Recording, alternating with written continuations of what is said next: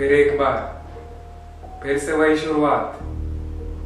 मैं नहीं जानता कि आप क्या समझ रहे हैं कि मैं कौन हूं, या क्या आशा कर रहे हैं कि मैं क्या कहने जा रहा हूं। शायद सोचते हो कि मैं इस नाटक की एक निश्चित इकाई हूं, अभिनेता, प्रस्तुतकर्ता, व्यवस्थापक या कुछ और।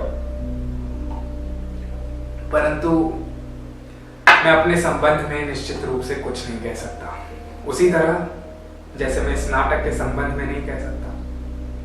यह नाटक अपने में ही मेरी तरह अनिश्चित है, और अनिश्चित होने का कारण यह है कि परंतु कारण के बारे में बात करना बेकार है। कारण हर चीज के कुछ न कुछ होते हैं, परंतु यह आवश्यक नहीं कि जो कारण दिया जाए वास्तविक कारण वही हो। और जब मैं अपने संबंध में निश्चित रूप से कुछ नहीं कह सकता, तो किसी और चीज के कारण अकारण के संबंध में निश्चित कैसे हो सकता हूं? मैं वास्तव में कौन हूं? ये एक ऐसा सवाल है जिसका सामना करना मैंने इधर आकर छोड़ दिया है। जो मैं मंच पर हूं वो मैं यहां से बाहर नहीं, और जो बाहर हूं उसमें आप लोगों की क्या दिलचस्पी होगी कि मैं यहां से बाहर क्या हूं।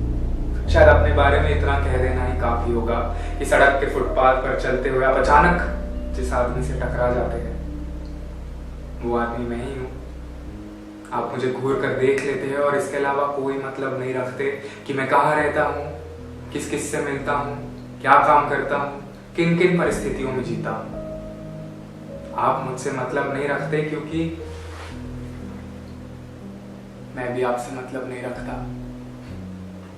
टकराने के क्षण में आप मेरे लिए वही होते हैं जो मैं आपके लिए होता हूं। इसलिए जहां इस समय मैं बैठा हूं, शायद आप हो सकते थे। और दो टकराने वाले व्यक्ति होने के नाते आप में और मुझ में एक बहुत बड़ी समानता है, और यही समानता आप में और उसमें, उसमें और उस दूसरे में, उस दूसरे में और मुझ में।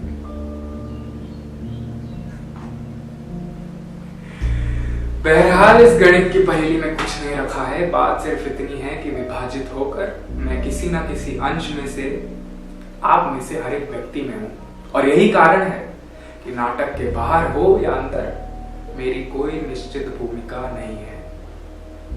मैंने आपसे कहा था कि यह नाटक भी मेरी तरह अनिश्चित है, और इसका कारण भी यही है कि मैं इसमें हूं, और मेरे होने से ही इसमें सब कुछ निर्धारित और अनिर्धारित है। एक विशेष परिवार और उसकी विशेष परिस्थितियां। परिवार बदल जाने से परिस्थितियां तो बदल जाती, परंतु मैं वहीं रहता और इसी तरह सब कुछ निर्धारित करता। इस परिवार की स्त्री के स्थान पर कोई दूसरी स्त्री किसी दूसरी तरह से मुझे झेलती, या वो स्त्री मेरी भूमिका ले लेती और मैं उसकी भूमिका लेकर उसे झेलता। ये नाटक अंत तक उतना ही अनिश्चित बना रहता, और ये निर्णय करना उतना ही कठिन होता कि इसमें मुख्य भूमिका किसकी थी, मेरी, उस स्त्री की, परिस्थितियों की, या तीनों के बीच से उठते कुछ सवालों की।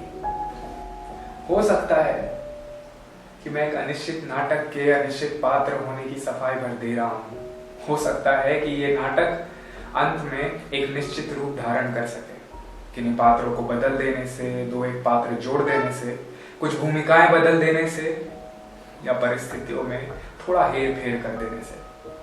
हो सकता है कि पूरा नाटक देखने के बाद, या शायद उससे पहले ही, आप इस संबंध में मुझे कुछ सुझाव दे सके। इस अनिश्चित पात्र की इस बीच आप लोगों से भेंट होती रहेगी।